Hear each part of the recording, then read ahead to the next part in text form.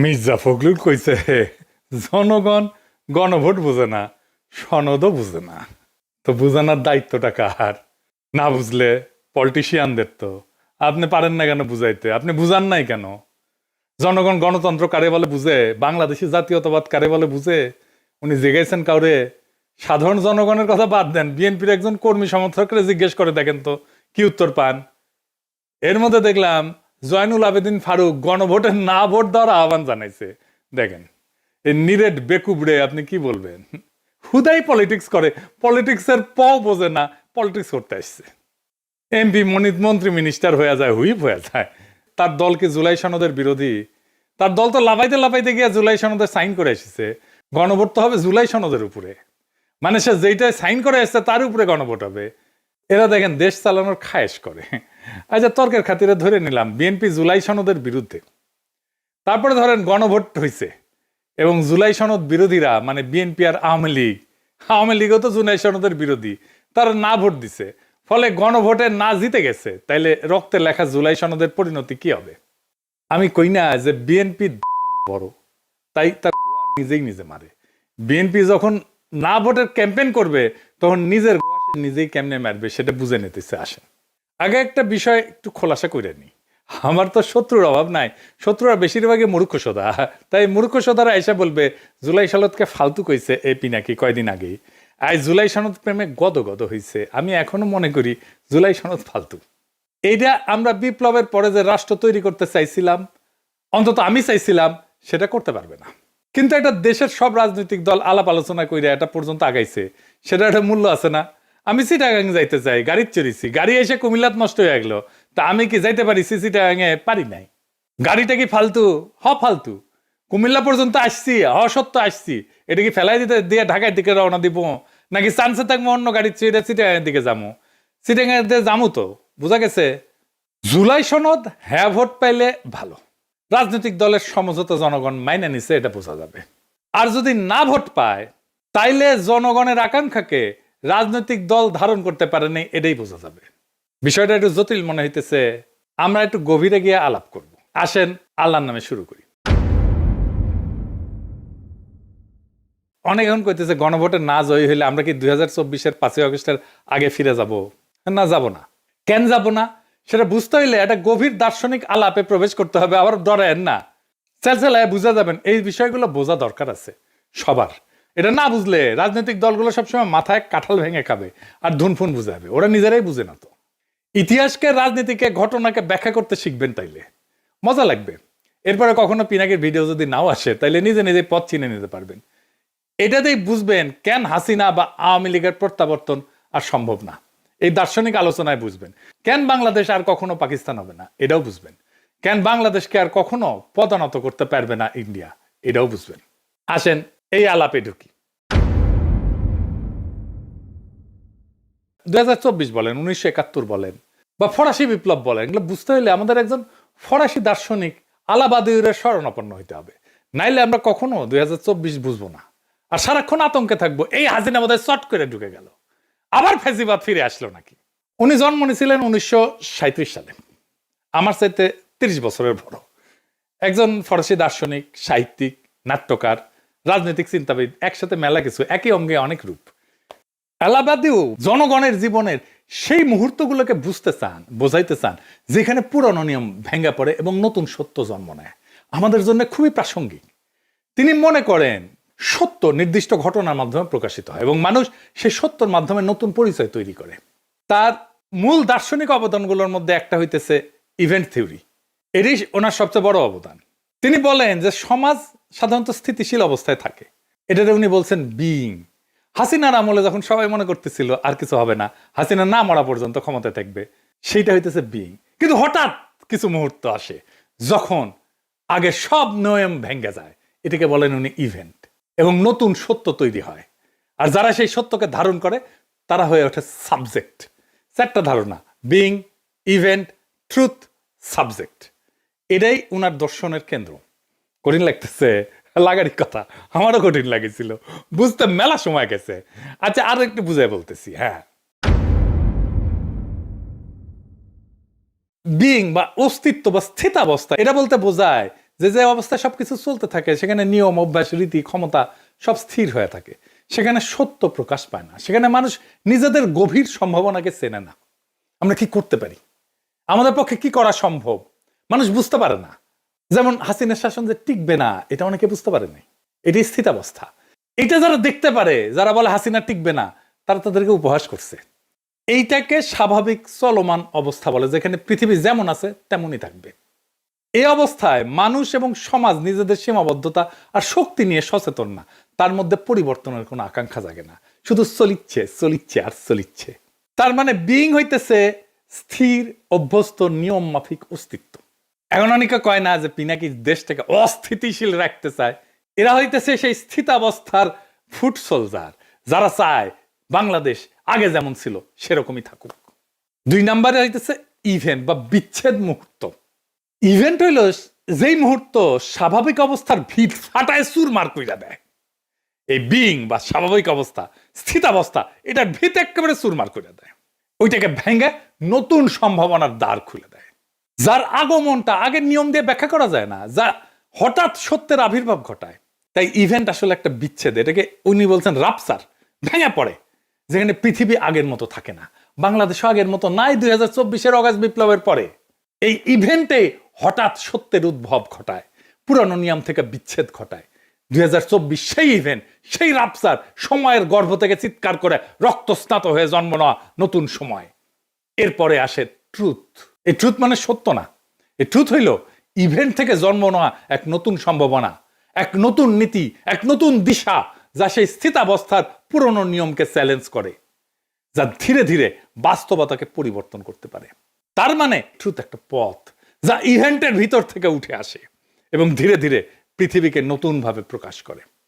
Truth হইতেছে event থেকে জন্ম নেওয়া এক নতুন সম্ভাবনার পথ। এরপরে আসে সাবজেক্ট।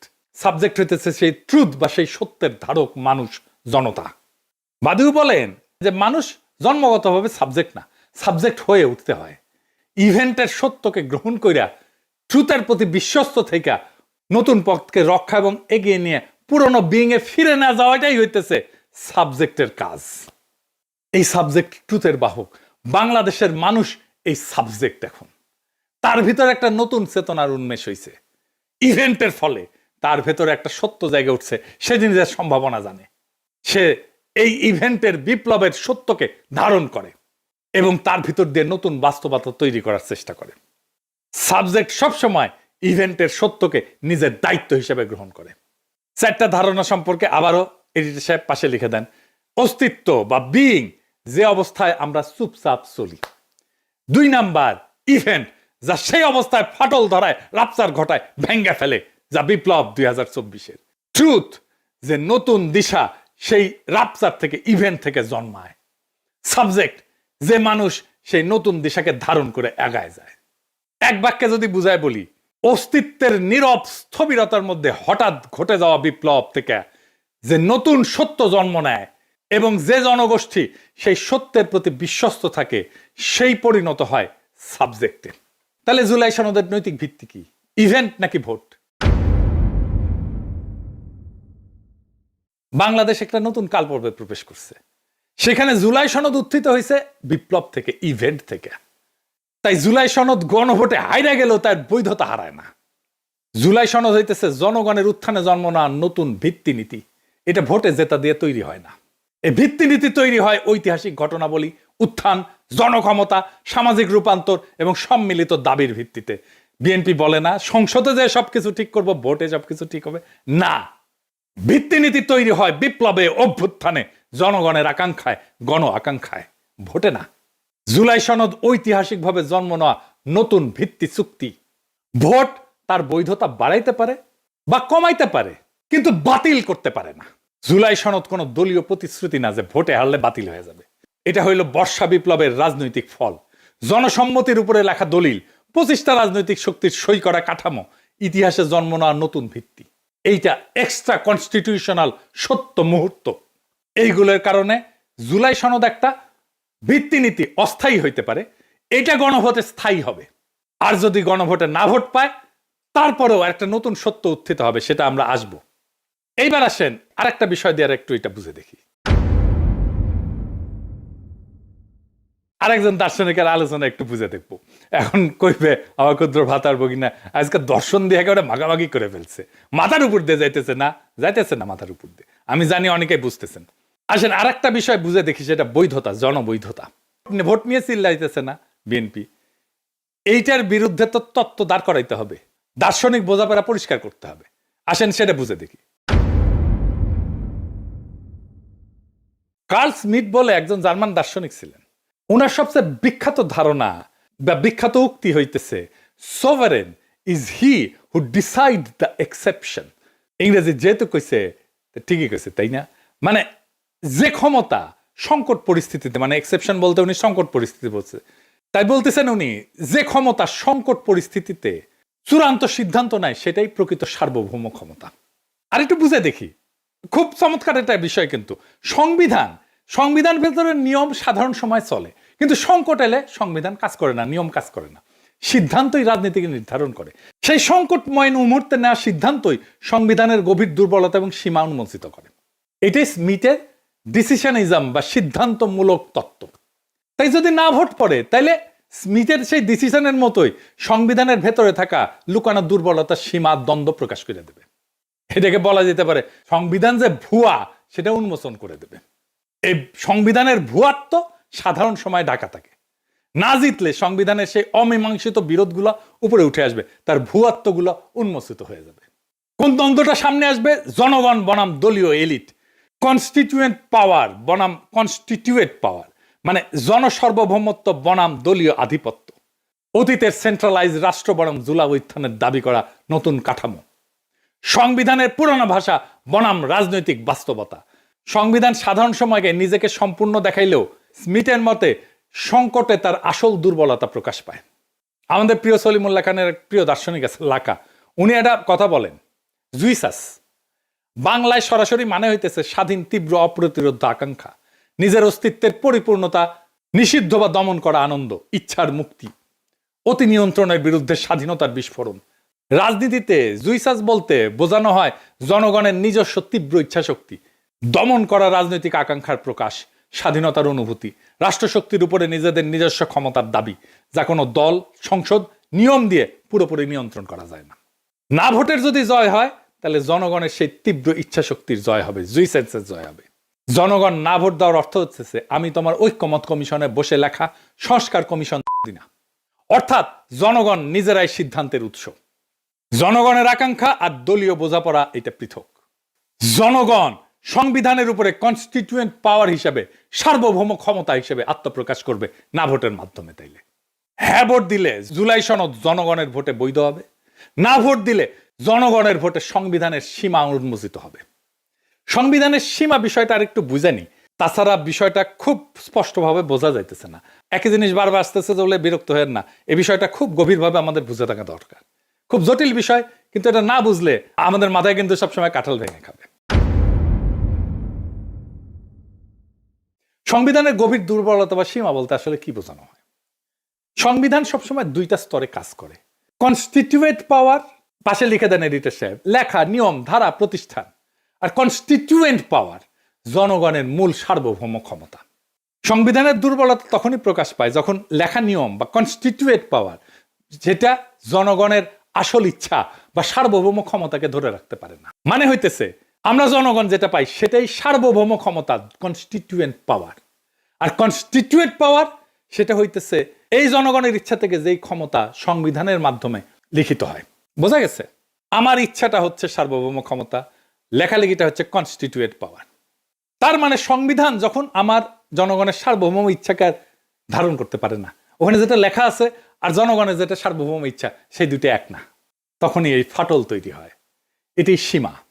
সংবিধান অনেক সময় রাজনৈতিক বাস্তবতা ধরে রাখতে ব্যর্থ হয়। কখন? যখন রাষ্ট্রযন্ত্র বদলায়, জনগণের রাজনৈতিক আকাঙ্ক্ষা বদলায়, আন্দোলন বা বিপ্লব হয়, পুরনো দল, পুরনো রাষ্ট্র কাঠামো যখন ভেঙে পড়ে, নতুন বৈধতা চায় যখন জনগণ, তখন সংবিধানে পুরনো লেখা সেই নতুন বাস্তবতাকে ধারণ করতে পারে না। এই অক্ষমতা একটা গভীর দুর্বলতা সংবিধানের। সংবিধান কেবল নিয়ম বলে, কিন্তু সংকটে কাজ করার ভাষা থাকে না তার। স্মিথের ভাষায় নিয়ম শুধু স্বাভাবিক সময়ের জন্য, সংকটে সে অক্ষম। নিয়ম স্বাভাবিক সময়ের জন্য, সংকটে সে অক্ষম।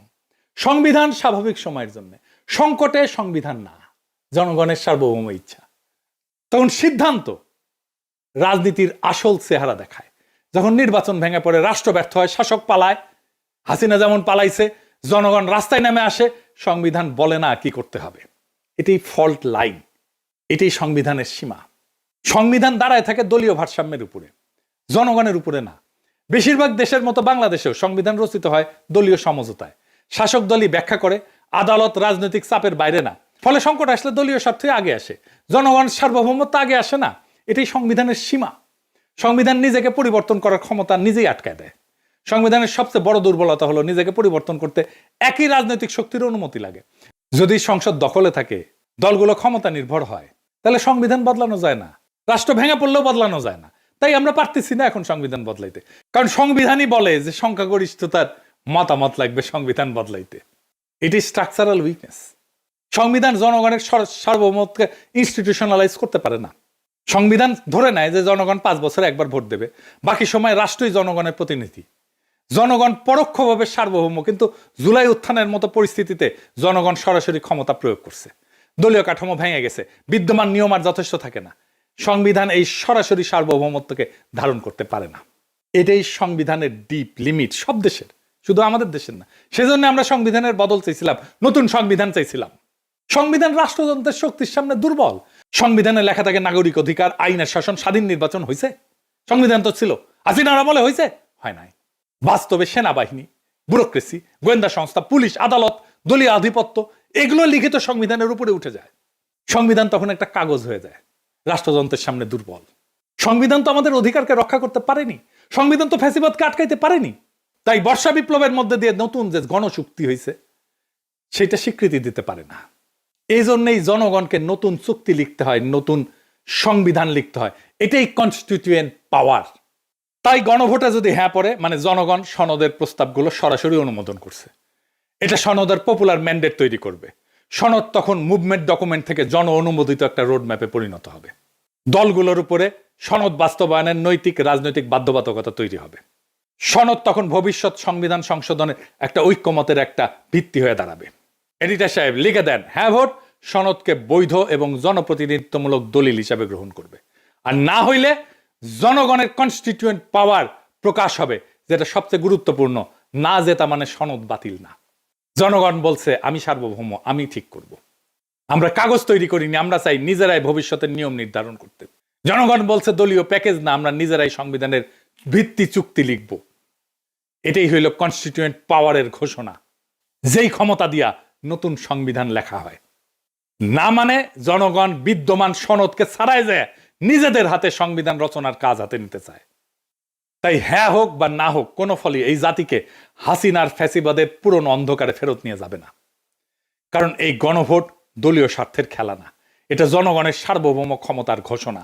হ্যাঁ জিতলে সনদ পাবে বৈধতা, আর না জিতলে বোঝা যাবে বাংলার মানুষ দলীয় স্ক্রিপ্ট মানে না। তারা নিজেরাই নিজেদের ভবিষ্যৎ এবং সংবিধান লেখার দায়িত্ব নিতে চায়। গণভোটের ফল যাই হোক, এটা একটাই সত্য প্রকাশ করে, রাষ্ট্র আর দলের না, জনগণের।